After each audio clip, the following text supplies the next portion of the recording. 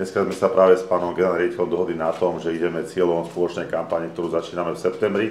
Pôjdeme po línii materských škôl, základných škôl a pôjdeme aj do stredných škôl. A ak sme doteraz vďaka zálohového systému dokázali vyzbierať viac ako 2,4 miliardy obalov z jednotlivých nápojov a dosahujeme 92%, s pánom generálnym riaditeľom sa dohodli, že taká naša vízia pre ďalšie roky, možno že 10 ročie, to aby sme sa dostali na 99%. Pre nás tá mladá generácia je veľmi, veľmi dôležitá. My pripravujeme nejaké študijné materiály aj pre základné stredné školy, ktoré by sme radi dostali do SILAB, ale veľmi radi budeme spolupracovať aj s obcami a mestami, tak aby sme vedeli teda na mladé deti dokázali vysvetliť, prečo to zálohovanie je dôležité. Oblasť literingu je veľmi dôležitá aj v spolupráci teraz so starostami, pretože oni sú tí, ktorí zabezpečujú vlastne tú čistotu a myslím si, že všetci, ktorí budú mať záujem a z našej strany dostanú nejakú podporu.